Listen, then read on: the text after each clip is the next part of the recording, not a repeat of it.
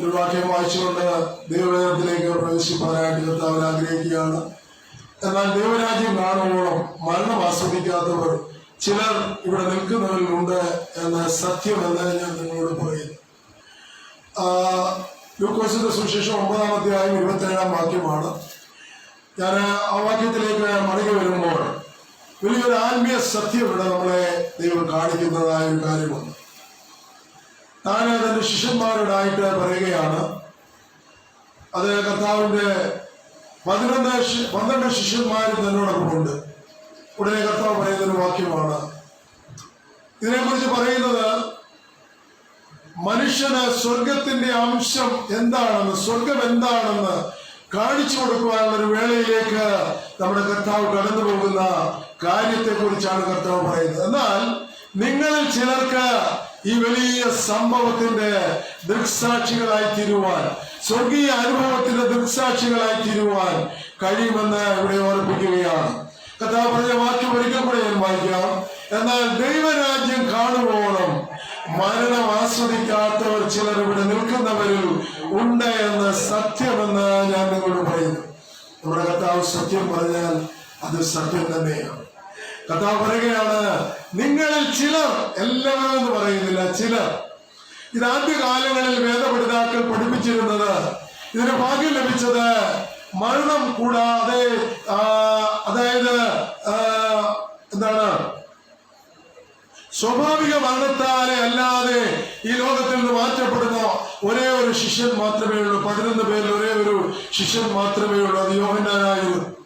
അപ്പൊ അത് യോഹന്നാനായിരിക്കുമെന്ന് ആദ്യകാലങ്ങളിൽ വേദപഠിതാക്കൾ പഠിപ്പിച്ചിരുന്നതായി നമ്മൾ കാണുകയാണ്. എന്നാൽ ഇവിടെ നമ്മൾ വായിക്കുമ്പോൾ, അല്ല, നിങ്ങളിൽ ചിലർ ഇവിടെ നിൽക്കുന്നവരിൽ ഈ 11 പേര്, 12 പേരിൽ ഒരാൾ നഷ്ടപ്പെട്ടു പോയതാണ്. 11 പേര് നഷ്ടപ്പെട്ടു പോയെന്ന് കർത്താവിന് അറിയാം. അപ്പൊ 11 പേരിൽ ഒരാൾ ഈ അത്ഭുത സംഭവത്തിന് സാക്ഷ്യം വഹിക്കുമെന്ന് വേദപുസ്തകം വളരെ വ്യക്തമായി പറയുകയാണ്. ഈ വാക്കുകളെ പറഞ്ഞിട്ട് അതിന്റെ 28-ാം വാക്യം, ഏകദേശം 8 നാൾ കഴിഞ്ഞപ്പോൾ, എത്ര, 8 നാൾ, അത് ഇസ്രായേൽ ജനത്തിന്റെ കൂടാര പെരുന്നാളിനെ ഉദ്ദേശിക്കുന്നതാണ്. ഇസ്രായേൽ ജനം മുഴുവൻ യെരൂശലേമിൽ കടന്നു വരുന്ന കാലഘട്ടത്തെ ഓർപ്പിക്കുക. ഈ വാക്കുകളെ പറഞ്ഞിട്ട് ഏകദേശം 8 നാൾ കഴിഞ്ഞപ്പോൾ അവൻ ആരെയൊക്കെ കൂട്ടിയെന്നറിയാമോ? പത്രോസിനെയും യോഹന്നാനെയും കണ്ട 3 പേരെ അവൻ കൂട്ടി. ആ ചിലർ ആരാണെന്ന് അവിടെ കാണുകയാണ്. അവർ 3 പേരെ കൂട്ടി അവൻ പ്രാർത്ഥിക്കുമ്പോൾ അവിടെ പ്രാർത്ഥിപ്പാൻ മലയിൽ കയറിപ്പോയി. ഇത് താബോർ മല എന്ന് പറയുന്നുണ്ട്. ഉയർന്ന ഒരു മലയാണ് താബോർ മല. താബോർ മലയിൽ ഇതാ യേശു കർത്താവ് ആരെയൊക്കെയാണ് കൂട്ടിക്കൊണ്ടുപോയത്?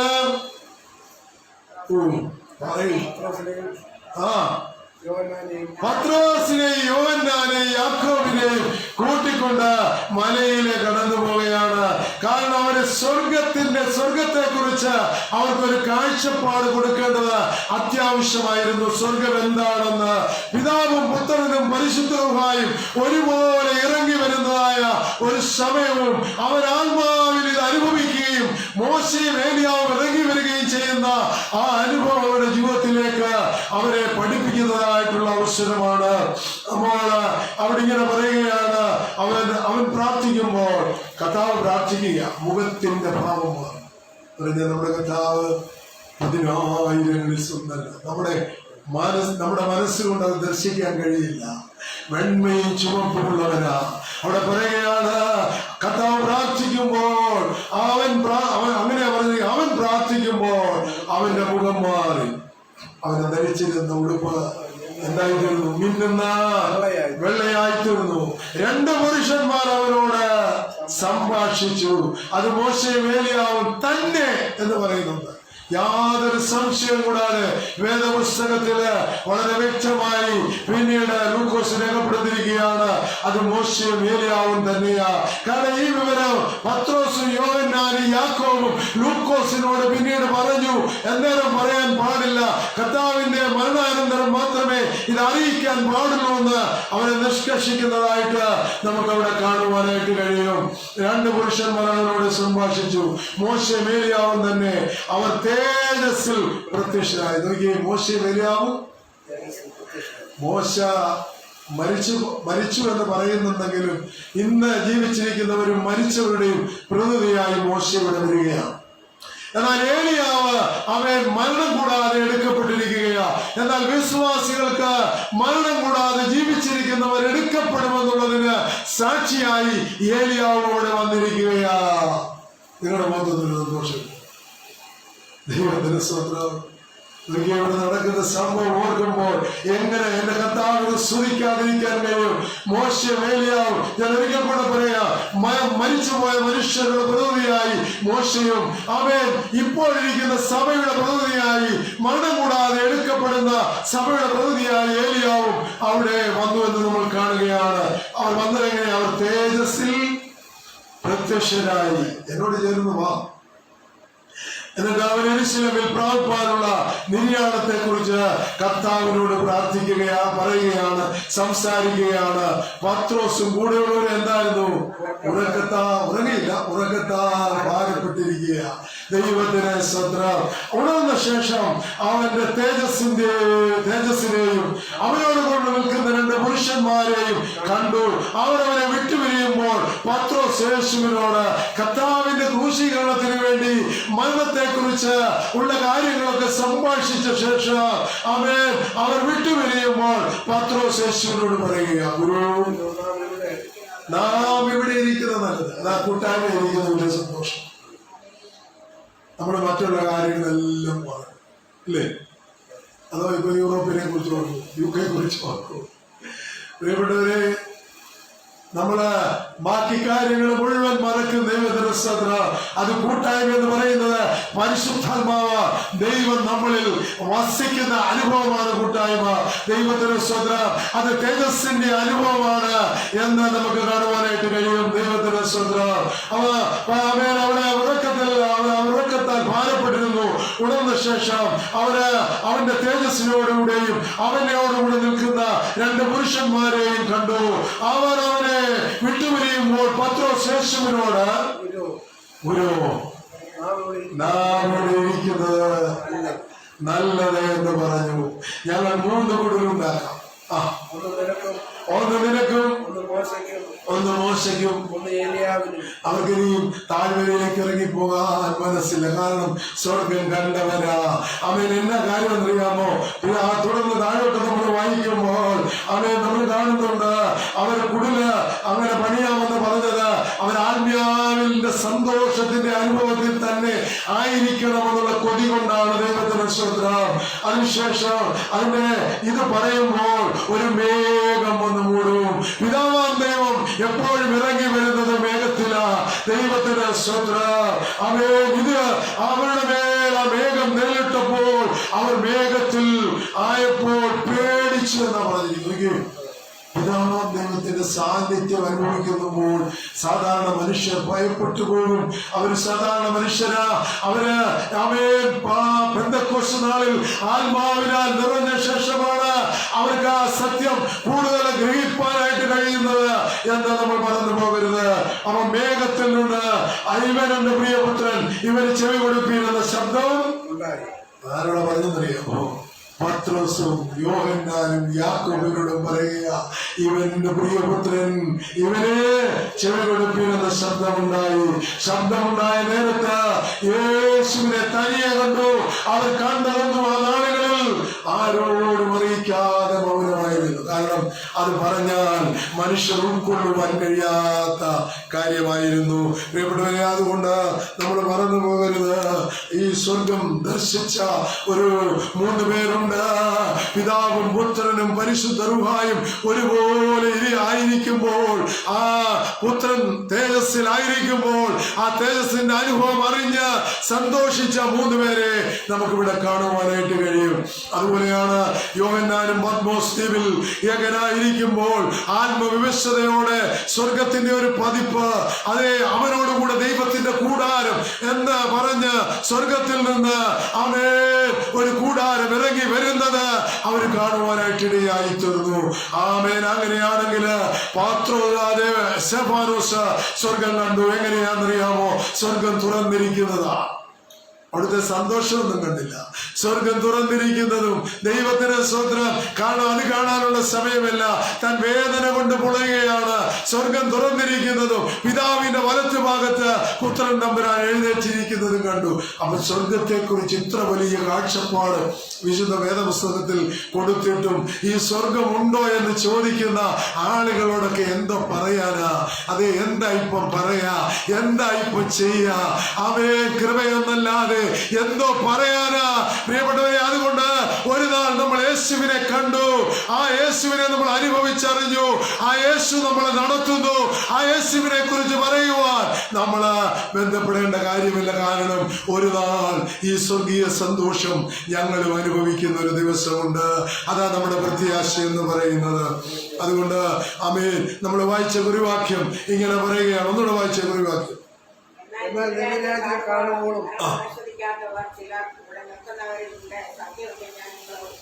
നമ്മളത് വിശ്വസിച്ചവരാ. അങ്ങനെയാണെങ്കിൽ ആമേൻ, യേശു കർത്താവ്, അതായത് ഒരു വിശ്വാസി തിരുവഴുത്തിലൂടെ അറിയേണ്ട 7 ദിവസങ്ങളെ കുറിച്ച് ഈ നാളുകളിൽ നമ്മൾ പ്രസംഗത്തിൽ കഴിഞ്ഞ ആഴ്ചകളിലൊക്കെ നമ്മൾ പ്രസംഗിച്ചു കൊണ്ടിരിക്കുന്നത്. ഒന്നാം നാൾ യേശു കർത്താവിന്റെ ഐഹിക ജീവിതകാലമായിരുന്നു. അത് പൂർത്തീകരിച്ചത് കർത്താവിന്റെ കാൽവരി ക്രൂശിലെ മരണത്തോടെയാണ്. രണ്ടാമത് യേശുവിന്റെ ദിവസം എന്ന് പറയുകയാണ്. എന്ന് പറഞ്ഞാൽ കർത്താവിന്റെ ഐഹിക ജീവിതകാലം എന്ന് പറയുകയാണ്. രണ്ടാമത് നമ്മൾ കണ്ടത് മനുഷ്യന്റെ ദിവസം എന്നാണ്. അത് ഈ കാലയളവാണെന്ന് വളരെ വ്യക്തമായി കഴിഞ്ഞ ആഴ്ചയിൽ നമ്മൾ കേൾക്കുവാനായിട്ടിടയായി.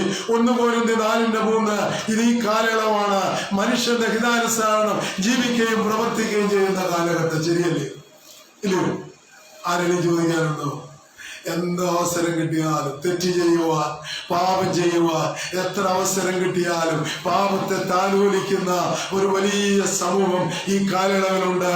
അതുകൊണ്ട് മനുഷ്യന്റെ ദിവസമാണിത്. നിനക്ക് വേണേ സ്വീകരിക്കാം, വേണ്ടായെ സ്വീകരിക്കേണ്ട. ആമേൻ. അങ്ങനെയാണെങ്കിൽ ഈ കാലത്തിൽ നമ്മൾ കേൾക്കുന്നത് യുദ്ധങ്ങളും യുദ്ധശ്രുതികളുമാ. നമ്മൾ കഴിഞ്ഞ നാളിൽ പാകിസ്ഥാനും ഇന്ത്യയും തമ്മിൽ ഇതാ ഇപ്പോൾ ഉടനെ ഒരു യുദ്ധം ഉണ്ടാകുമെന്നുള്ള യുദ്ധങ്ങള്, നമ്മള് യുദ്ധത്തിന്റെ ആ പ്രാരംഭ നാളുകളൊക്കെ നമ്മൾ കടന്നുപോയി. അവൻ വീണ്ടും യുദ്ധശ്രുതികളെ നമ്മൾ കേൾക്കുകയാണ്. അവൻ ജാതി ജാതിയോടും രാജ്യം രാജ്യത്തോട് എതിർത്തുകൊണ്ടിരിക്കുകയാണ്. ഇനി ക്ഷാമവും ഭൂകമ്പവും അവിടെ എത്രയോ നാൾ ഉണ്ടായിട്ടുണ്ട്, ഇനി ഉണ്ടാകുവാൻ പോവുകയാണ്. ഇതൊക്കെ കർത്താവിന്റെ വരവിനെ ഓർപ്പിക്കുന്ന കാര്യമാണ്. അങ്ങനെയാണെങ്കിൽ ഇത് മനുഷ്യന്റെ ദിവസമെന്ന് നമ്മൾ കണ്ടു. അപ്പൊ നമ്മളൊരു പാട്ട് പാടിയിരിക്കാൻ പാടാൻ പിന്നെ തോന്നുക. മാലിന്യപ്പെട്ടിടതോടിടുക മണവളൻ മാലിന്യപ്പെട്ടിടത് സമീപമായി മണിയറയിൽ പോയി ശ്വസിപ്പാൻ ഒരുങ്ങീട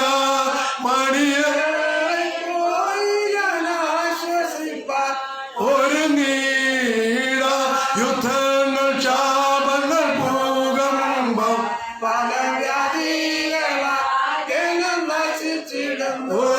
യുദ്ധങ്ങൾ, ക്ഷാമങ്ങൾ,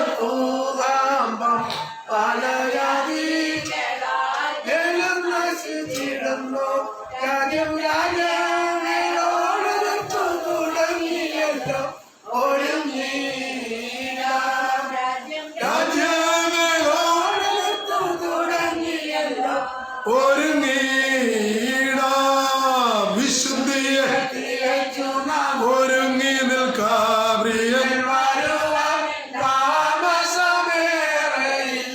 പ്രിയപ്പെട്ടവരെ, ദൈവത്തിന്റെ പരിശുദ്ധാത്മാവിനാല് ഒരു പാട്ടുകാരൻ എഴുതിയതായ മനോഹരമായ ഒരു ഗാനമായത്.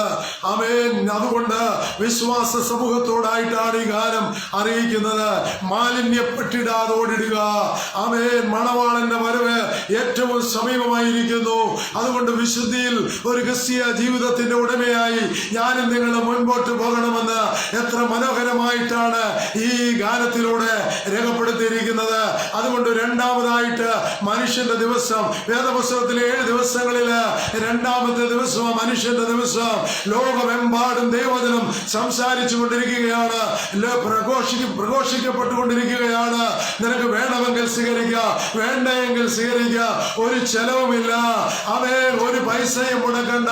നീ ഒരു ദൈവവചനാകുവാൻ തക്കവണ്ണം ദൈവവചനം വിശ്വസിച്ചാൽ മാത്രം മതി. മൂന്നാമത് നമ്മൾ കഴിഞ്ഞ ആഴ്ച വീണ്ടും പഠിക്കുവാനിടയായി രക്ഷാ ദിവസമാണ്. ഇതും ഈ കാലഘട്ടത്തെ കുറിക്കുകയാണ്. ഇത് തന്നെ സുപ്രസാദ കാലം, ഇത് തന്നെ രക്ഷാ ദിവസമെന്ന് അപ്പോസ്തലനായ പൗലോസ് ഉറക്കെ ഉച്ചൈസ്വരം ദൈവത്തിന് സ്തോത്രം താൻ സ്ഥാപിച്ച സഭയോട് വിളിച്ചു പറയുന്നുണ്ട്. ഇത് തന്നെ സുപ്രസാദ കാലം, ഇത് തന്നെ രക്ഷാ ദിവസം. ഇത് രക്ഷാ ദിവസത്തിന്റെ സമയമാണ്. വേദപുസ്തകത്തിലെ മറ്റൊരു ദിവസമാണ് രക്ഷാ ദിവസം. നാലാമതായിട്ട് ക്രിസ്തുവിന്റെ ദിവസം നാൾ നമ്മൾ ഇന്ന് ചിന്തിപ്പാനായിട്ട് ആഗ്രഹിക്കുകയാണ്. അങ്ങനെയാണെങ്കിൽ ക്രിസ്തുവിന്റെ ദിവസത്തെ കുറിച്ച് പറയുമ്പോൾ ഫിലിപ്പിയ ലേഖനം 1-ാം അധ്യായം 6 മുതൽ 10 വരെയുള്ള വാക്യങ്ങളിലും 2-ാം അധ്യായം അതിന്റെ 16-ാം വാക്യം കൂടെ നമ്മൾ ചിന്തിക്കുവാനായിട്ട് ആഗ്രഹിക്കുകയാണ്. എന്താണ് ക്രിസ്തുവിന്റെ ദിവസം? നമ്മുടെ കർത്താവിന്റെ ഐക്യ ജീവിതം കഴിഞ്ഞ ശേഷം ക്രിസ്തുവിന്റെ ഒരു ദിവസമുണ്ട്. അത് സഭയ്ക്ക് വേണ്ടി എന്റെ കർത്താവ് മധ്യാകാശത്തിൽ വരുന്ന ദിവസത്തെ ആ ഘട്ടത്തെ ആരംഭിക്കുന്ന ആ സംഭവം അതോടുകൂടി ആരംഭിക്കുകയും സഭയോടുകൂടി വീണ്ടും കടന്നു പോകുന്നതായ ആ സമയത്തെ കുറിക്കുകയും ചെയ്യുന്നതാണ് വൈകം. ക്രിസ്തുവിന്റെ ദിവസത്തിലേക്ക് ഫിലിപ്പിയ ലേഖനം 6-ാം അധ്യായം ഇങ്ങനെ പറയുന്നുണ്ട്. ഫിലിപ്പിയർ 1:4 വായിച്ച്, നിങ്ങളിൽ നല്ല പ്രവൃത്തികൾ ആരംഭിച്ചവർ നിങ്ങളിൽ നല്ല പ്രവൃത്തി ആരംഭിച്ചവർ യേശു ക്രിസ്തുവിന്റെ നാളോളം അതിനെ തികയ്ക്കുമെന്ന് ഉറപ്പായി വിശ്വസിച്ചിരിക്കുന്നു. അപ്പൊ ക്രിസ്തുവിന്റെ ദിവസം വരുന്നതിന് മുമ്പ് ഇത് ആർക്കുള്ള ആഹ്വാനമാണെന്നറിയാമോ?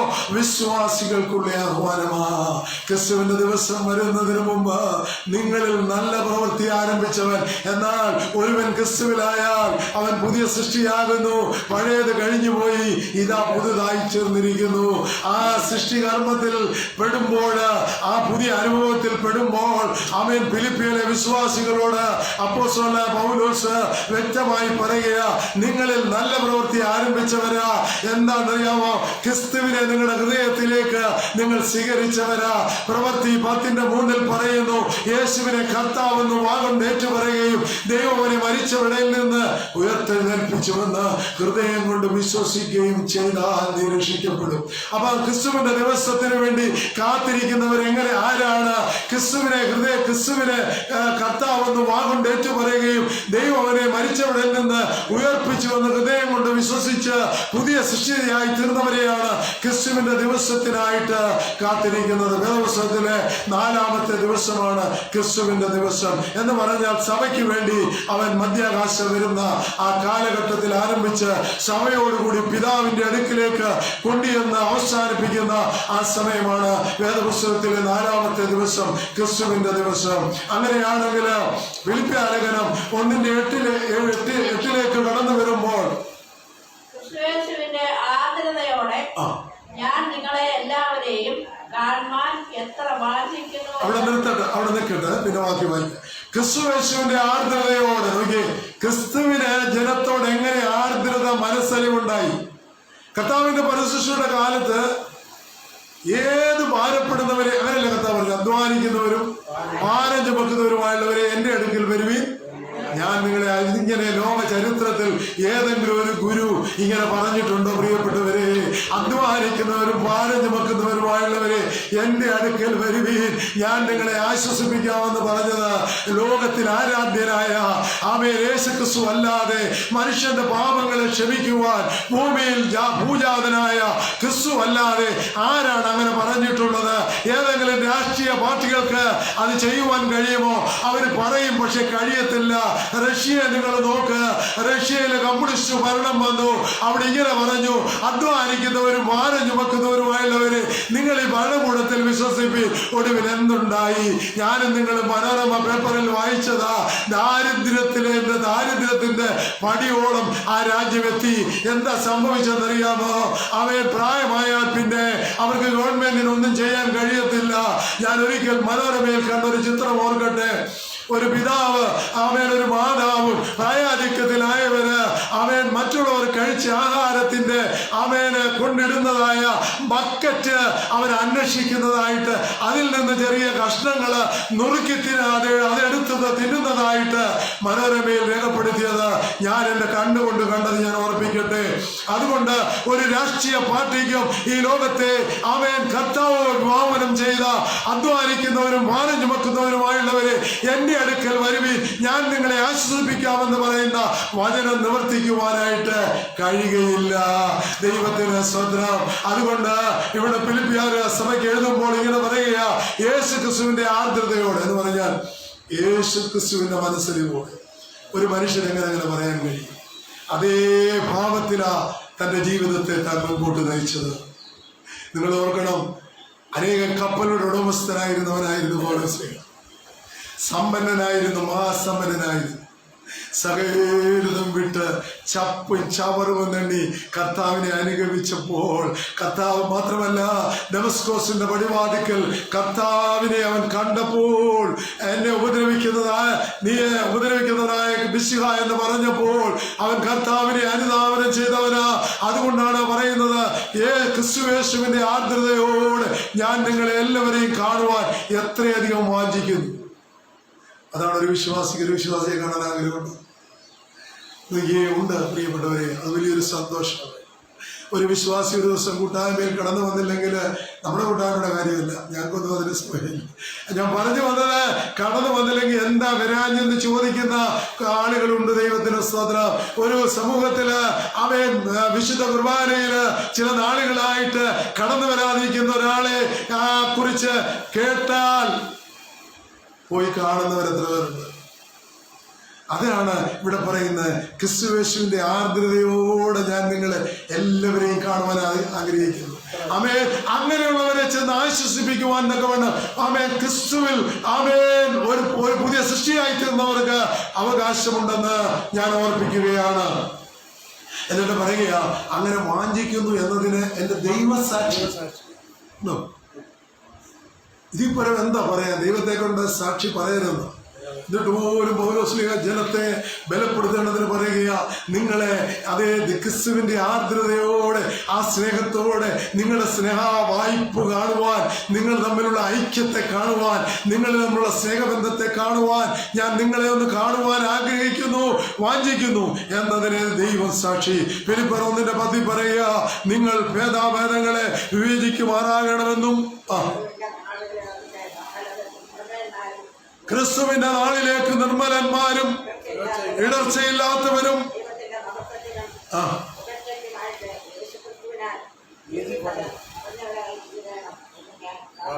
എന്നിട്ട് പറയുക, നിങ്ങൾക്ക് വേണ്ടി ഒരു പ്രാർത്ഥനയുണ്ട്. ആ പ്രാർത്ഥന എന്താണെന്നറിയാമോ? അവിടെ പറയുക, ക്രിസ്തുവിന്റെ നാളിലേക്ക്. അപ്പൊ ഞാൻ പറഞ്ഞ കറക്റ്റ് അല്ലേ? ക്രിസ്തുവിന്റെ ദിവസം എന്ന് പറയുന്ന, ക്രിസ്തുവിന്റെ നാളെന്ന് പറയുന്ന ആ ദിവസം ഇനി വരുവാനിരിക്കുന്ന ദിവസമാ. അതുകൊണ്ട് നമ്മൾ മുമ്പ് കണ്ടു, ഇത് രക്ഷാ ദിവസമാ. രക്ഷിക്കപ്പെടുവാൻ നമ്മൾ എന്ത് ചെയ്യണം? കർത്താവിൽ വിശ്വസിക്കണം, കർത്താവിന്റെ ക്രൂശമരണത്തിൽ വിശ്വസിക്കണം, കർത്താവ് വീണ്ടും വരുമെന്ന് വിശ്വസിക്കണം. അതാണ് ആമേൻ ഒരു വിശ്വാസിക്ക് ഏറ്റവും സ്വീകാര്യമായ സംഗതി. അപ്പം ക്രിസ്തുവിന്റെ നാള് ഇവിടെ പറയുകയാണ്, നിങ്ങൾ ഭേദാഭേദങ്ങളെ വിവേചിക്കുമാറാകണമെന്ന് ഞാൻ ആഗ്രഹിക്കുക.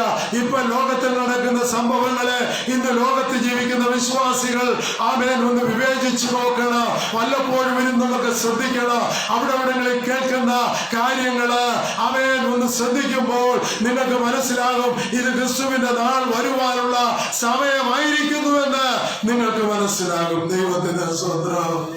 എന്നിട്ട് പറയുകയാണ്, നിങ്ങളത് വിവേചിക്കുമ്പോൾ ക്രിസ്തുവിന്റെ നാളിലേക്ക് ആമേൻ ഒരുങ്ങുവാൻ തക്കവണ്ണം നിങ്ങളെ അൻപുള്ളവരായി നിർമ്മലന്മാരായിരിക്കണം, ഇടർച്ചയില്ലാത്തവരായിരിക്കണം. അല്ലേ? സഹോദരന്മാരുടെ ഇടയിൽ ഇടർച്ച വരുത്തുന്നവന് അയ്യോ കഷ്ടമെന്നാ പറയുന്നത്. നിനക്കൊരു കൈ ഇടർച്ച വരുത്തുന്നുവെങ്കിൽ ആ കൈ വെട്ടിക്കളയട്ടെന്ന് പറയുന്നത്. പ്രിയപ്പെട്ടവരെ, അങ്ങനെയാണെങ്കിൽ ഇടർച്ച എന്തൊരു പ്രയാസമുള്ള കാര്യമാ. നമ്മൾ ഓർത്തോണ്ട് ഒരു കൂട്ടായ്മയെ കുറിച്ച് നമ്മളൊന്നും പറയാൻ പോകുന്നു. ഇതല്ലേ ദൈവസാക്ഷ്യം എന്നാ പറയുന്നത്. നമ്മൾ ആർദ്രത, ആ ദൈവത്തിന്റെ ക്രിസ്തുവിന്റെ ആർദ്രതയോടെ അപ്പോസ്തലനായ പൗലോസിന് പറയാൻ കഴിയുകയാണ്, നിങ്ങൾ ഭേദാഭേദങ്ങളെ വിവേചിക്കുമാറാകണം എന്നും മാത്രമല്ല ക്രിസ്തുവിന്റെ നാളിലേക്ക് നിർമ്മലന്മാരായിരിക്കണം. രണ്ടാം പറയാണ് ഇടർച്ചയില്ലാത്തവരായിരിക്കണം, ദൈവത്തിന്റെ നീതിഫലം നിറഞ്ഞവരായിരിക്കണം എന്ന് ഞാൻ പ്രാർത്ഥിക്കുന്നു.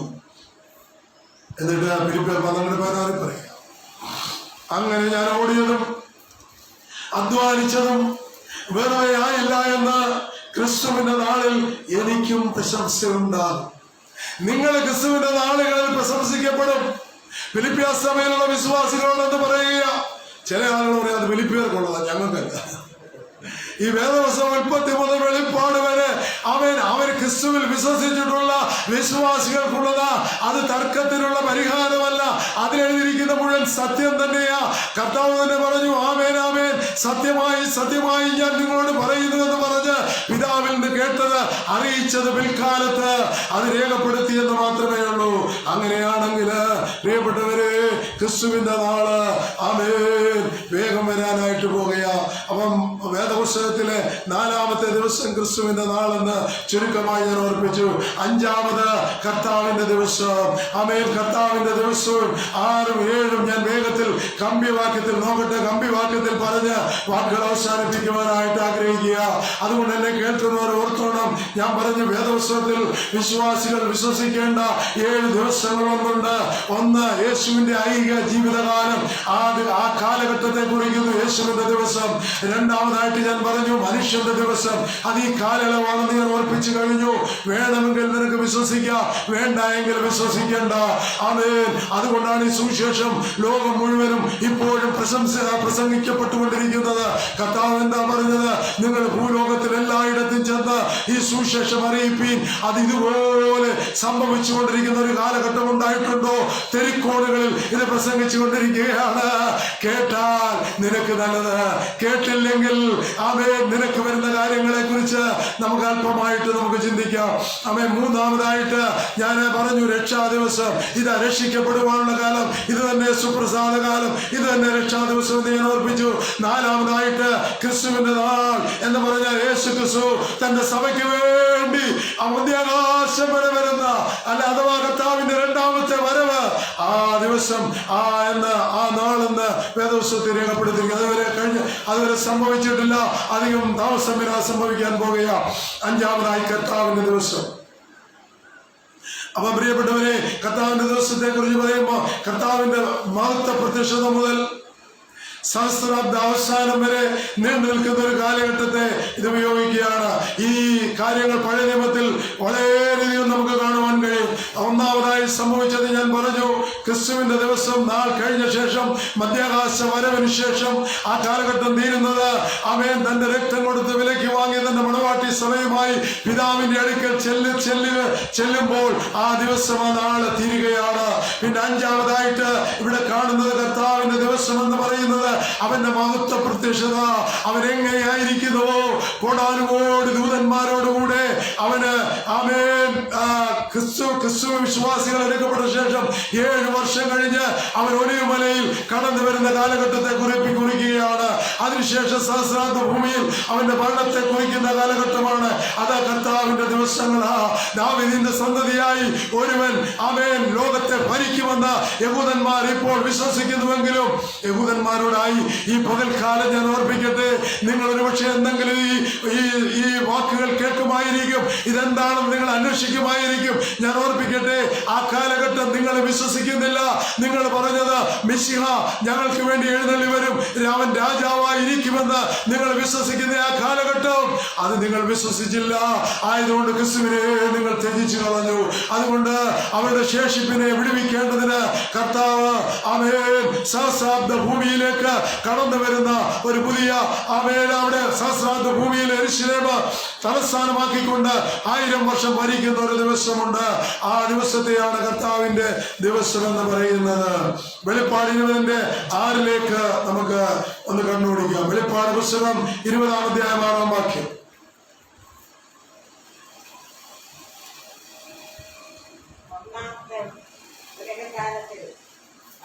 ഭാഗ്യവാനും വിശുദ്ധനുമാകുന്നു. മതി പ്രിയപ്പെട്ടവരെ, അവിടെ പറയുകയാണ് ഒന്നാം പുനരുത്ഥാനത്തിൽ പങ്കുള്ളവൻ നിശ്ചയമായും അവൻ ഭാഗ്യവാൻ തന്നെയാണെന്ന് അവിടെ ഓർപ്പിക്കുക. ഒരു സഹോദരൻ പോലും അല്ലേ പറഞ്ഞ എല്ലാരും പ്രത്യാശയോടെന്ന് പറഞ്ഞ് നമ്മളൊക്കെ ഒന്നാം പുനരുത്ഥാനത്തിൽ പങ്കുള്ളവരാ. ആമേൻ. എന്നിട്ട് അതിന്റെ അടുത്ത് പറയുക,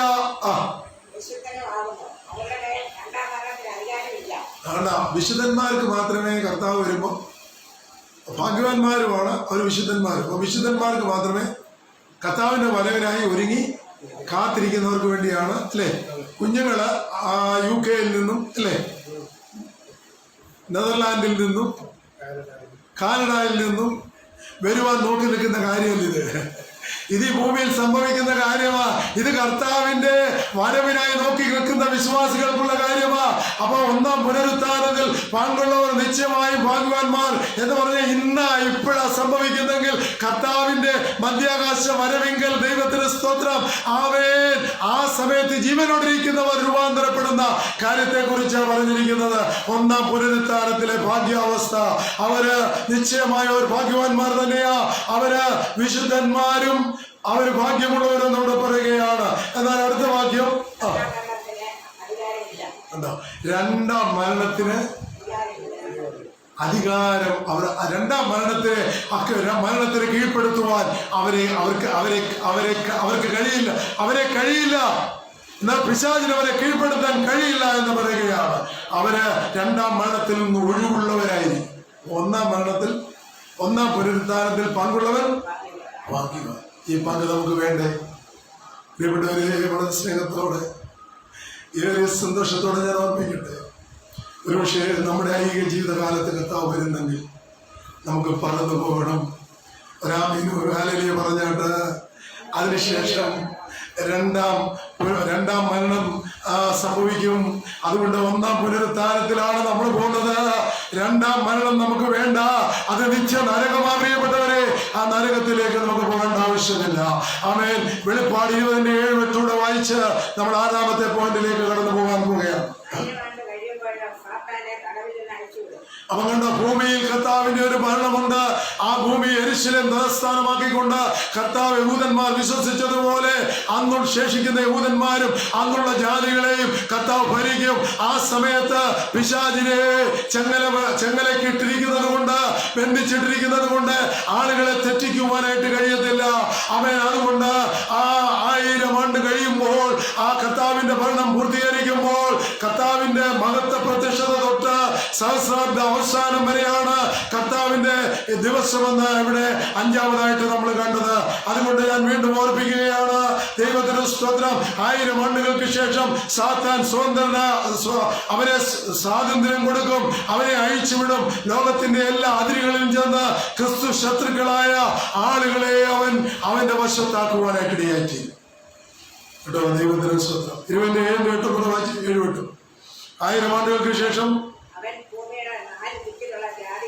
1000 ആണ്ടുകൾക്ക് ശേഷം നമ്മൾ ശ്രദ്ധിക്കേണ്ട ഒരു വാക്യം.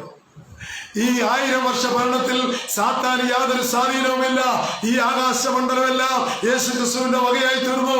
ആമേൻ. പ്രിയപ്പെട്ടവരെ, ക്രിസ്തുവിന്റെ ആമേൻ ദൈവത്തിന്റെ സ്തോത്രം ആ വിശ്വാസികളെ ചേർക്കുവാൻ വരുന്ന മധ്യാകാശ വരവോടുകൂടി തന്നെ ആകാശമണ്ഡലം മുഴുവൻ ക്രിസ്തുവിന്റെ അധീനതയിലായി തീർന്നു. അന്ന് അവന്റെ മണ്ട കയ്യിലായിരുന്നുവെങ്കിലും 7 വർഷം കഴിഞ്ഞ് അവൻ ദൈവത്തിന് സ്തോത്രം അവനെ എന്ത് ചെയ്യുമെന്നറിയാമോ? ചെങ്ങലക്കിട്ടിരിക്കുകയാ. 1000 ആണ്ട് കഴിഞ്ഞ ശേഷം അവനെ സ്വതന്ത്രനാക്കും.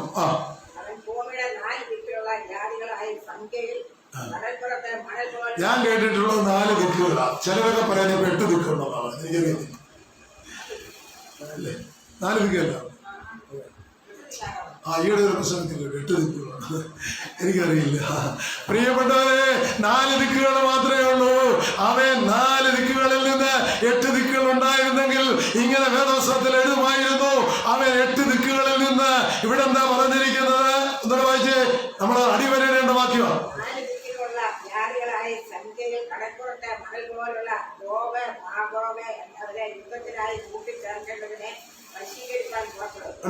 സാത്താൻ വശീകരിപ്പാൻ അന്ന് നമ്മളിവിടെ ഇളമേന്റെ നമ്മളിവിടെ ഇവിടെ മധ്യാകാശത്തിലല്ല, പിതാവിന്റെ അടുക്കല്.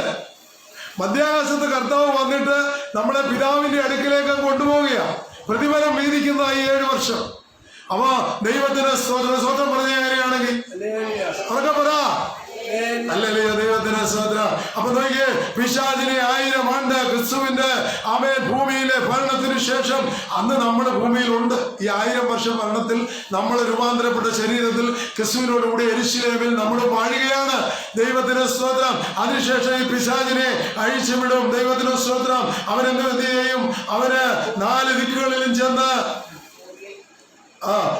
എല്ലാ ജനത്തെയും, അന്ന് ക്രിസ്തുവിൽ വിശ്വസിച്ചിരിക്കുന്നവരവരെല്ലാവരും, കാരണം അവൻ മോശയും ഏലിയാവും വന്ന് പ്രസംഗിക്കുന്നു.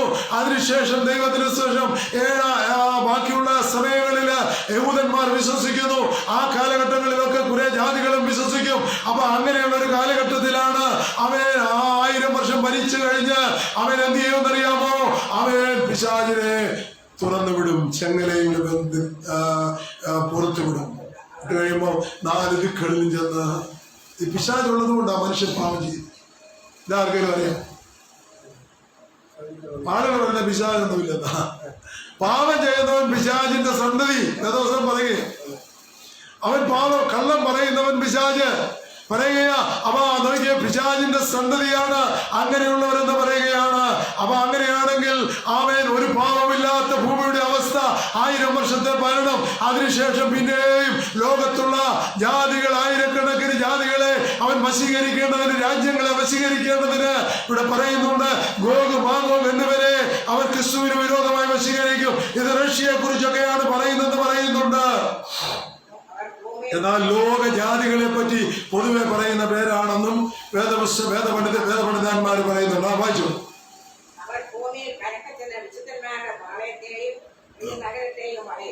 മതി പ്രിയപ്പെട്ടവരെ, വീണ്ടും ഒരു യുദ്ധം ഉണ്ടാകാൻ പോകുക. ഇനിയും ലോകത്തിൽ നടക്കാൻ പോകുന്ന ഏറ്റവും വലിയ സംഭവം ക്രിസ്തുവിന്റെ മടങ്ങി വരവാണെങ്കിൽ പിന്നീട് നടക്കാൻ പോകുന്ന ലോകത്തിലെ ഏറ്റവും വലിയ സംഭവം അതൊരു വലിയ ലോക എന്താ പറയുന്നത്, ഒരു മഹായുദ്ധമായി മാറും. ദൈവത്തിന് സ്തോത്രം. അതാണ് 3-ാം ലോക മഹായുദ്ധമെന്ന് വേദപണ്ഡിതാക്കൾ പറയാറുള്ളത്.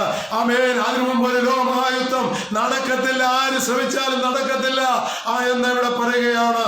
ദൈവത്തിന് സ്തോത്രം. പ്രിയപ്പെട്ടവരെ, അതുപോലെ വെളിപാട് 20:9, വെളിപ്പാട് 20:9.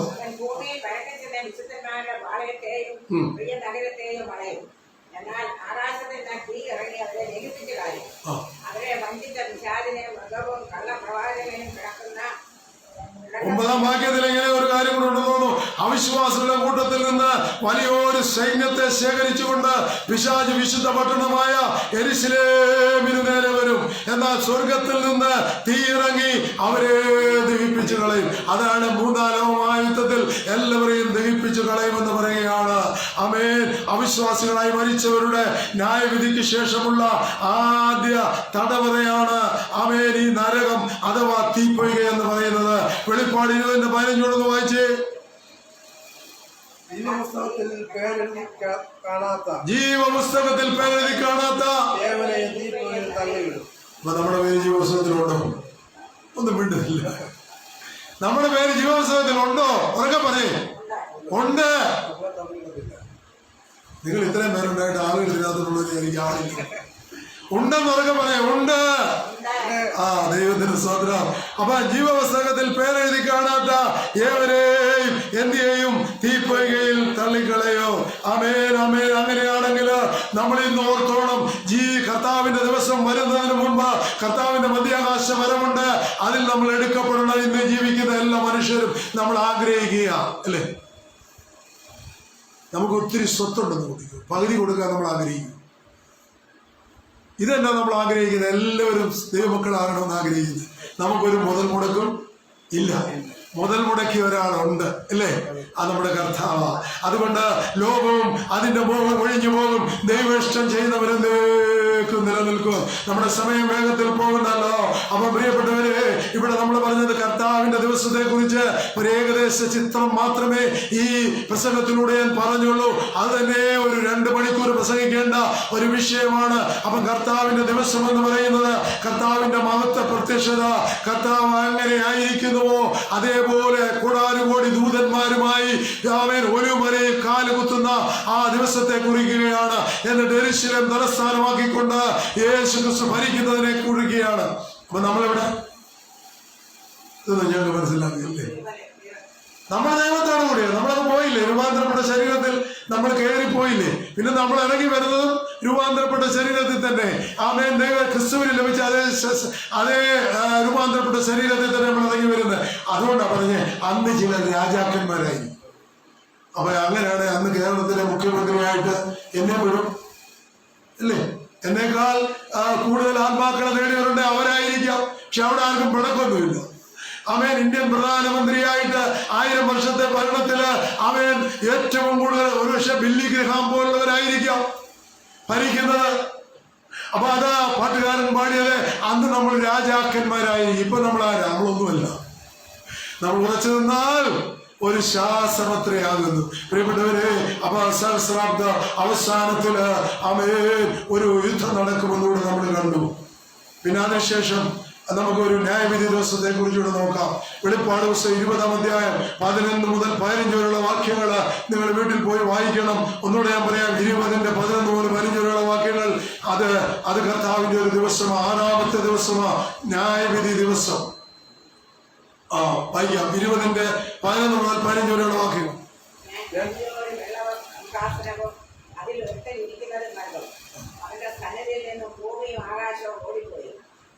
പിന്നെ കണ്ടില്ല.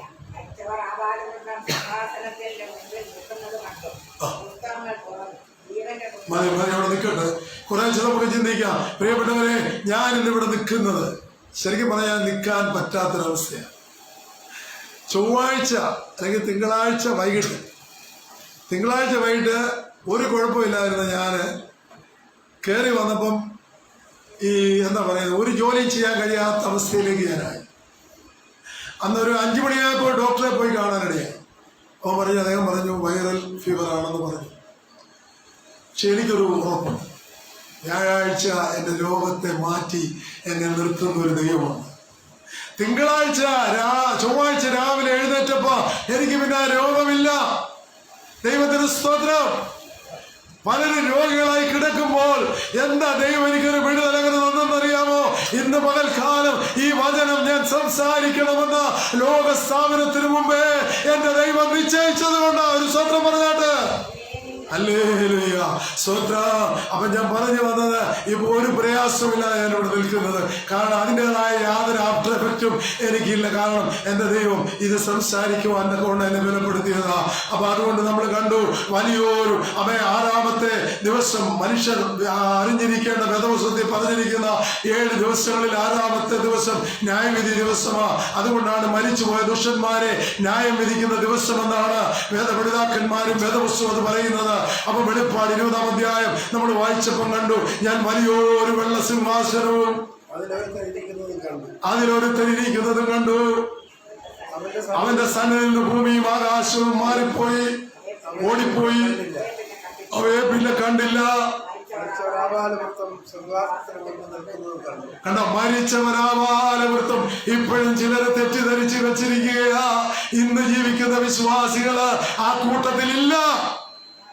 അതിനവര് പലപ്പോഴും ചിന്തിക്കുന്നത് അറിവില്ല. നമ്മൾ പറഞ്ഞിട്ട് കാര്യമില്ല. അവർ ചിന്തിക്കുന്നത് നീ ചെയ്യുന്ന നല്ലതാകലും തീയതാകലും തക്കതായ ഫലം പ്രാപിക്കേണ്ടതിന് ക്രിസ്തുവിന്റെ ന്യായാസനം മുമ്പാകെ, അത് നമ്മുടെ ന്യായാസനം ആദ്യമേ കഴിഞ്ഞു. മധ്യാകാശത്ത് വന്നു. ക്രിസ്തുവിന്റെ ന്യായാസനത്തിൽ പ്രതിഫലം നമുക്ക് വീതിച്ചു തരികയാ. നമ്മളെ നരകത്തിൽ തള്ളുന്നില്ല. എന്ന് മനസ്സിലാകുന്നുണ്ടോ? ഇല്ല, അത് കഴിഞ്ഞു. അപ്പൊ ഇത് എന്താണെന്നറിയാമോ? ഇവിടെ പറയുക, ആകാശവും ഭൂമിയും ഓടിപ്പോയി, അവയെ പിന്നെ കണ്ടില്ല. മരിച്ചവർ ആവാലവൃത്തം സിംഹാസനത്തിന്റെ മുൻപിൽ നിൽക്കുന്നത് കണ്ടു.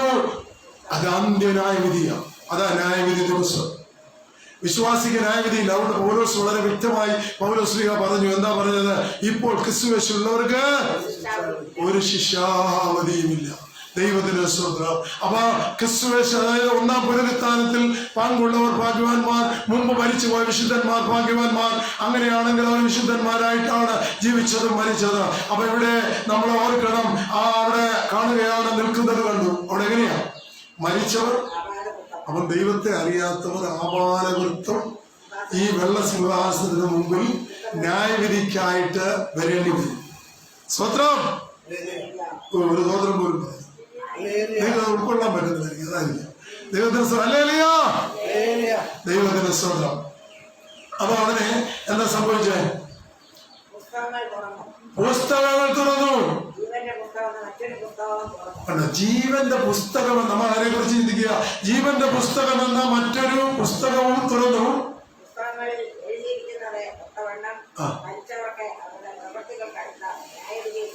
അവര് ചെയ്ത പ്രവൃത്തിയുടെ പുസ്തകം.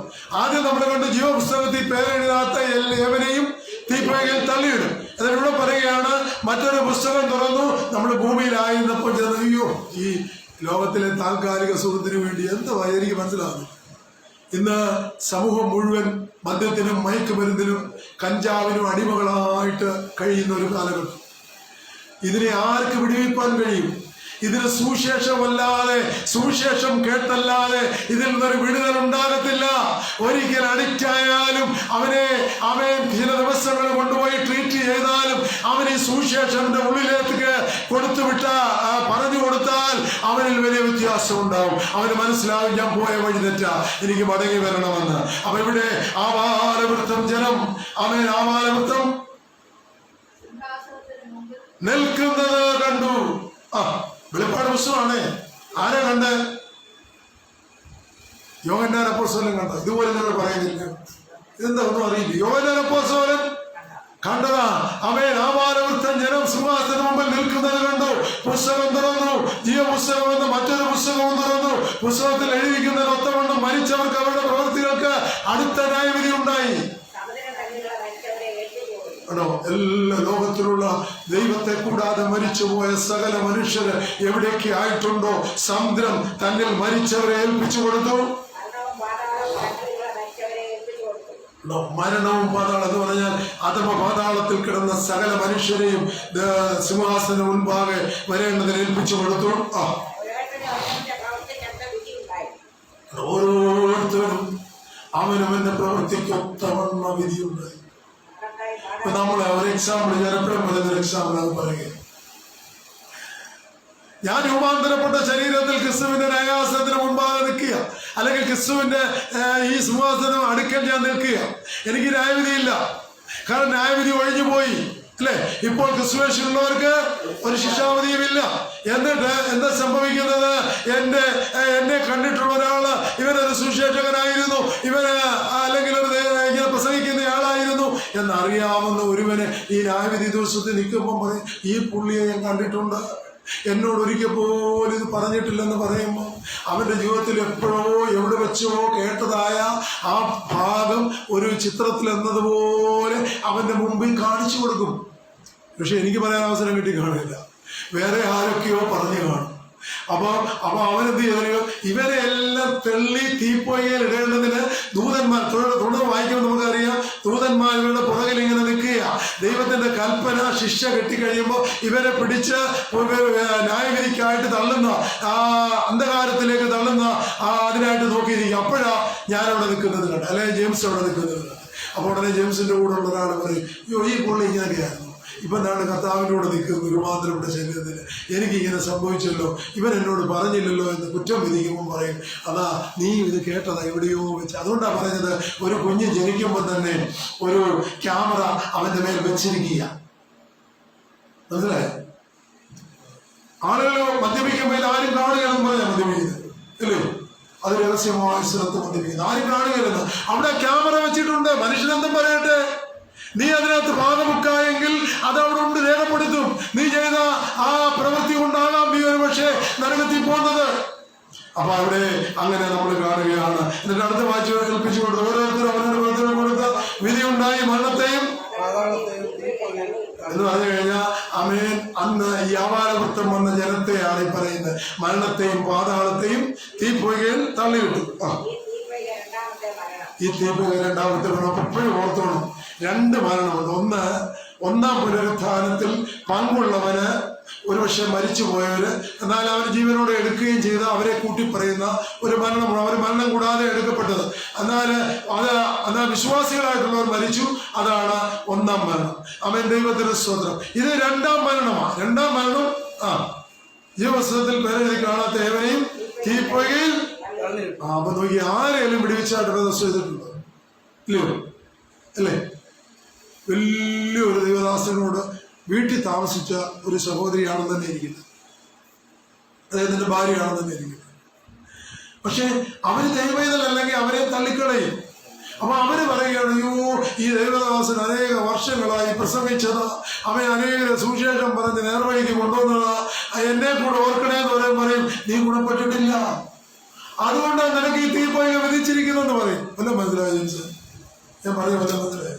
അപ്പൊ എത്ര ദൈവവചനത്തോട് ചേർന്ന് നിൽക്കുന്ന ആളുകളാണെങ്കിലും അത് അനുഷ്ഠിക്കുന്നില്ലെങ്കിൽ, വിശുദ്ധ ജീവിതത്തിനായിട്ട് ഒരുങ്ങുന്നില്ലെങ്കിൽ, അവരും ആ തീപ്പൊയ്കയിലേക്ക്, ഭർത്താവ് പോയതുകൊണ്ട് ഭാര്യ പോകാമെന്ന് ആരും ആഗ്രഹിക്കണ്ട, ഭാര്യ പോയതുകൊണ്ട് ഭർത്താവ് പോകാമെന്ന് ആരും ആഗ്രഹിക്കണ്ട, ഒരു കുഞ്ഞ് രക്ഷിക്കപ്പെട്ട് ദൈവവേദനായതുകൊണ്ട് അപ്പനും അമ്മയും പോകാമെന്നും വിചാരിക്കണ്ട.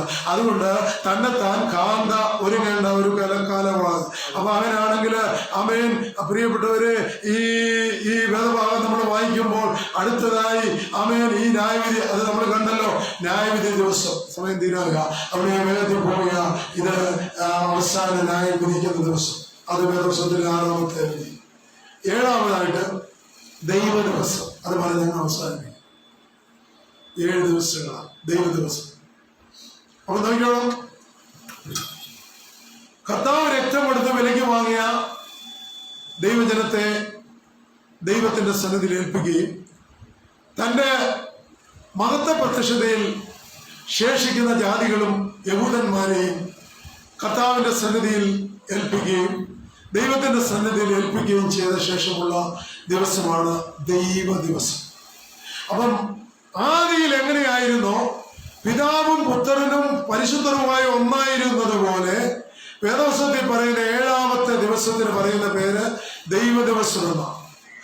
ദൈവം സകലത്തിനും സകലവുമായി തീരുന്നു, നിത്യതയിൽ കാണിക്കുകയാണ്. പിന്നെ നിത്യതയിൽ എല്ലാവരും കൂടെ വാഴുന്ന കാര്യത്തേക്ക് കുറിയുക. 2 പത്രോസ് 3:12 വായിക്കാം, എടുക്കാം. 2 പത്രോസ് 3:12, 1 കൊരിന്തി 15:26, 27, 28 ദിവസ വാക്യങ്ങളുടെ വായിച്ച് നമ്മൾ അവസാനിപ്പിക്കുക. 2 പത്രോസ്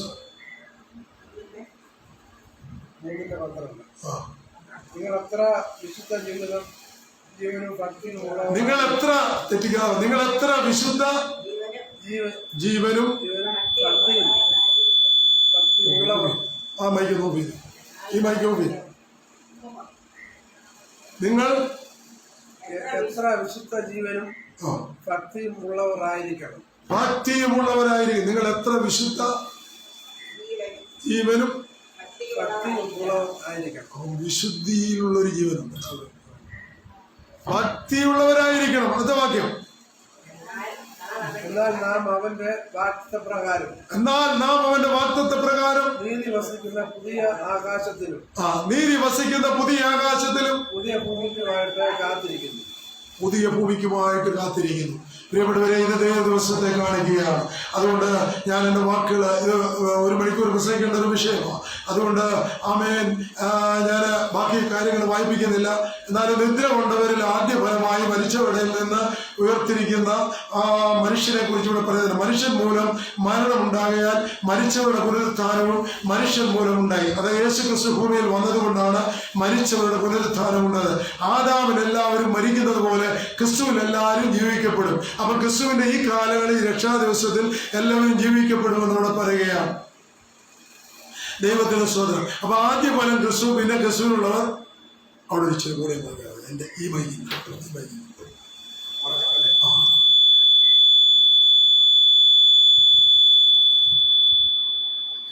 ആദ്യ ഫലം ഇവിടെ പറയുകയാണ്. ആദ്യ ഫലം ക്രിസ്തു, പിന്നെ ക്രിസ്തുവിനുള്ളവർ. അവന്റെ വരവെങ്കിൽ മതി, അവന്റെ വരവെങ്കിൽ പിന്നെ അവസാനം. അന്ന് അവൻ എല്ലാ വാഴ്ചകൾക്കും അധികാരത്തിനും ശക്തിക്കും നീക്കം വരുത്തിയിട്ട് രാജ്യം പിതാ അഭാവം വായിക്കാനായിട്ട് ആഗ്രഹിച്ചു. കർത്താവിന്റെ ശുശ്രൂഷ കഴിഞ്ഞു. രാജ്യം പിതാവായ ദൈവത്തെ, അങ്ങനല്ലേ ഞാൻ വായിച്ച ശരിയല്ലേ? വചനത്തിലുള്ളതല്ലേ? ഇത് വായിച്ച് പിതാവായ ദൈവത്തെ അവസാനം അന്ന് അവൻ എല്ലാ വാഴ്ചയ്ക്കും അധികാരത്തിനും ശക്തിക്കും നീക്കം വരുത്തിയിട്ട് രാജ്യം പിതാവായ ദൈവത്തെ ഏൽപ്പിക്കും. കേട്ടോ? അപ്പൊ ആദിയിൽ എങ്ങനെയായിരുന്നു അതുപോലെ ദൈവം തന്നെ പുത്രനായി ഭൂമിയിലേക്ക് ഇറങ്ങി വന്നു. ആദിയിൽ പിതാവും പുത്രനും പരിശുദ്ധ റൂഹയും ഉണ്ടായിരുന്നു. മാനവജാതിയെ രക്ഷിക്കേണ്ടതിന് അങ്ങനെ ഒരു പ്രത്യേക രീതിയിൽ അന്ന് ആ പിതാവും പുത്രനും പരിശുദ്ധ റൂഹയും ഉണ്ടായിരുന്നു. പ്രിയപ്പെട്ടവരെ, ഒടുവിലെ പുത്രൻ ഒരു കാര്യം ചെയ്ത് എന്താണെന്നറിയാമോ? ആമേൻ ആമേൻ. എല്ലാ വാഴ്ചയ്ക്കും അധികാരത്തിനും ശക്തിക്കും നീക്കം വരുത്തിയിട്ട് എന്ന് പറഞ്ഞാൽ പൈശാചികനെ ലോകത്തിന്റെ അധിപതിയായിരുന്നവനെ അന്ധകാരത്തിലേക്ക് തള്ളിയിട്ടിട്ട് എന്നേക്കുമായി നരകത്തിലേക്ക് ഇട്ട ശേഷം അവിടെ പറയുകയാണ്, ആമേൻ, നീക്കം വരുത്തിയിട്ട് രാജ്യം പിതാവായ ദൈവത്തിന് ഏൽപ്പിക്കും. പിന്നെ പിതാവും പുത്രനും പരിശുദ്ധ റൂഹായും ക്രിസ്തുവിനാൽ വീണ്ടെടുക്കപ്പെട്ടവരും യെരുശലേമിന്റെ ഒരു ഇസ്രായേൽ ജനത്തിന്റെ ഒരു ശേഷിപ്പും അവരെല്ലാവരും കൂടെ ഒന്നിച്ച് നിത്യതയിൽ വാഴുന്ന ആ ദിവസത്തെയാണ് ദൈവ ദിവസം എന്ന് പറയുന്നത്. അതുകൊണ്ട് ഒരു ഭക്തൻ ഇങ്ങനെ പാടി. ഇതെങ്ങനെ അദ്ദേഹത്തിന് മനസ്സിലായെന്നറിയില്ല. എനിക്ക് പോലും അല്പാൽപമായി മനസ്സിലായിട്ടുള്ളൂ. കാലമെല്ലാം കഴിയും, ഓ കാലമെല്ലാം കഴിയും, ഇന്നു കാണുന്നതെല്ലാം അഴിയും, പിന്നെ പുതുയുഗം വിരിയും, തിരികെ വരാതെ നിത്യതയിൽ മറയും. ഓ പിന്നെ പുതുയുഗം തിരികെ വരാതെ നിത്യതയിൽ മറയും. കാലമെല്ലാം കഴിയും, ഇന്നു കാണുന്നതെല്ലാം അഴിയും, പിന്നെ പുതുയുഗം വരി തിരികെ വരാതെ നിത്യത. അപരൂപാന്തരപ്പെട്ട ശരീരത്തിൽ ദൈവത്തോടുകൂടെ പുത്രനും പരിശുദ്ധ റൂഹായും പിതാവും ഒന്നായി വസിക്കുമ്പോൾ അവൻ വീണ്ടെടുത്ത ജനവും എല്ലാവരും ഒരുമിച്ച് ദൈവസന്നിധിയിൽ വസിക്കുന്ന ആ ദിവസത്തെയാണ് വേദപുസ്തകത്തിൽ പറയുന്ന 7ാമത്തെ ദിവസം ദൈവ ദിവസം. ഞാൻ ഒന്നുകൂടെ ഓർപ്പിച്ച് ഈ ഭാഗം വിടുകയായതുകൊണ്ട് ഞാൻ വേഗത്തിൽ വാക്കുകൾ അവസാനിപ്പിക്കുക. ഒന്ന്, ഈ കർത്താവിന്റെ ഐഹിക ജീവിതകാലം അഥവാ കർത്താവിന്റെ ദിവസം നമ്മൾ ആദ്യ ദിവസങ്ങളിൽ കേൾക്കുവാനിടയായി. രണ്ടാമതായിട്ട് മനുഷ്യന്റെ ദിവസം, അത് ഈ കാലയളവിനെ കുറിക്കുകയാണ്. നിനക്ക് വേണമെങ്കിൽ രൂപാന്തരപ്പെടാം, നിനക്ക് വേണമെങ്കിൽ രക്ഷ സ്വീകരിക്കാം, അല്ലെങ്കിൽ സ്വീകരിക്കേണ്ട. മൂന്നാമതായിട്ട് രക്ഷാ ദിവസം. ഇത് തന്നെയാണ് സുപ്രസാദ കാലം, ഇത് തന്നെയാണ് രക്ഷാ ദിവസം. അതുകൊണ്ട് ക്രിസ്തുവിൽ വിശ്വസിച്ച് ആമേൻ, അത് മതമെന്നോ ജാതിയെന്നോ ആമേൻ വർണ്ണമെന്നോ അല്ലെ വർണ്ണ വ്യത്യാസമോ ഒന്നുമില്ല. ആർക്ക് വേണമെങ്കിലും യേശുവിൽ വിശ്വസിച്ചാൽ ഈ രക്ഷാ ദിവസത്തിൽ രക്ഷ പ്രാപിപ്പാൻ കഴിയും. നാലാമതായി അങ്ങനെ പ്രാപിക്കുന്നവർക്ക് വേണ്ടി ക്രിസ്തുവിന്റെ ഒരു നാളുണ്ട്. അത് അങ്ങനെയുള്ളവർക്ക് വേണ്ടി യേശു ക്രിസ്തു തന്റെ മണവാട്ടിക്ക് വേണ്ടി, തന്റെ സഭയ്ക്ക് വേണ്ടി മധ്യാകാശത്ത് വരുന്ന കാലഘട്ടം ആ കുറിക്കുന്ന ക്രിസ്തുവിന്റെ ദിവസം. നാലാമതായി കർത്താവിന്റെ ദിവസം, അത് തന്റെ മഹത്വ പ്രത്യക്ഷതയാണ്. അതേ ശേഷിക്കുന്ന യഹൂദന്മാർക്ക് വേണ്ടി അന്ന് ഒരു ഭരണം നടത്തുവാൻ സഹസ്രാബ്ദത്തിൽ കർത്താവ് വരുന്ന ദിവസത്തെയും കുറിക്കുകയാണ്. അത് കർത്താവിന്റെ ദിവസം. അത് അഞ്ചാമതായി. ആറാമതായി ന്യായവിധി ദിവസം. ഏഴാമതായി നമ്മളോട് വിൽക്കേണ്ട ദൈവ ദിവസം. നമുക്ക് ഒരിക്കൽ കൂടെ പ്രാർത്ഥിക്കാം. ഞങ്ങളെ അതിവാത്സല്യമായി സ്നേഹിക്കുന്ന ഞങ്ങളുടെ മാറ്റപ്പെട്ട ദൈവമേ, നിത്യനായ സ്വർഗ്ഗ പിതാവേ, കഴിഞ്ഞ 3 ആഴ്ചകളായി ഞങ്ങൾ ഈ 7 ദിവസം എന്താണെന്നൊരു വിശ്വാസി അറിഞ്ഞിരിക്കേണ്ടത് കേൾക്കുവാനായിട്ടിടയായി. അല്പാൽപമായി ഞങ്ങൾക്ക് മനസ്സിലാകുവാനിടയായി. എന്നാൽ അതെല്ലാം ഞങ്ങളുടെ ഹൃദയത്തിൽ ആത്മാവിനാൽ അലേഖനം ചെയ്യപ്പെടുകയും അത് ഞങ്ങളുടെ ജീവിതത്തിൽ അത് ഒരു പഥ്യോപദേശമായി തീരുകയും കർത്താവിന്റെ ദിവസത്തിനായി, ദൈവ ദിവസത്തിനായി, ദൈവം ഒന്നായിത്തീരുന്ന ദിവസത്തിനായി കാത്തിരിക്കുകയും ചെയ്യുന്ന വ്യക്തി ജീവിതങ്ങളായി മുൻപോട്ട് ജീവിപ്പാൻ അവിടുന്ന് ഞങ്ങളെ ഒരുക്കണമേ എന്ന് ഞങ്ങൾ അവരോട് പ്രാർത്ഥിക്കുന്നു. ഞങ്ങളുടെ പ്രാർത്ഥനകളും യാചനകളും കേട്ടതുകൊണ്ട് ഞങ്ങളങ്ങനെ സ്നേഹിച്ചുകൊണ്ട് ഒരു കാലം ജീവിപ്പാൻ ഞങ്ങൾക്ക് തന്ന അവസരത്തിനായി സ്വന്തം പ്രാർത്ഥന കേട്ടതുകൊണ്ട് സ്വന്തം യേശു കർത്താവിന്റെ നാമത്തിൽ താഴ്മയായി ചോദിക്കുന്നത് ഉണ്ടായി കേൾക്കുമാറാകണമേ. ആമേൻ. സ്വർഗസ്വനായ ഞങ്ങളുടെ പിതാവേ, പരിശുദ്ധാത്മാവേ, നിന്റെ രാജ്യം വരണമേ, സ്വർഗത്തിലെ പോലെ ഭൂമിയിലും ആകണമേ. ഞങ്ങൾക്ക് ആവശ്യമുള്ള തരണമേ. ഞങ്ങളുടെ കടക്കാരോടും ക്ഷമിച്ചതും ഞങ്ങളുടെ പാപങ്ങളും ഞങ്ങളോട് ക്ഷമിക്കണമേ. പരീക്ഷയിലേക്ക് ഞങ്ങളെ പ്രവേശിപ്പിക്കണമേ. ഞങ്ങളെ രക്ഷിച്ചുകൊള്ളണമേ. എന്തുകൊണ്ടാണ് രാജ്യവും ശക്തിയും ാകുന്നു. ആമീൻ. പിതാവായ ദൈവത്തിന്റെ സ്നേഹം, ഏകജാതനായ പുത്രന്റെ കൃപ, ആശ്വസിപ്പിച്ച് വഴി നടന്ന പരിശുദ്ധമായ സംബന്ധം സഹവാസം, വിശേഷിച്ച് അടുത്ത ആഴ്ചകൾ കൂടി വരുവരെയും എല്ലാ നേരങ്ങളിലും ഇന്നും എന്നാളും ഉണ്ടായിരിക്കുമാറാകണമേ. ആമീൻ.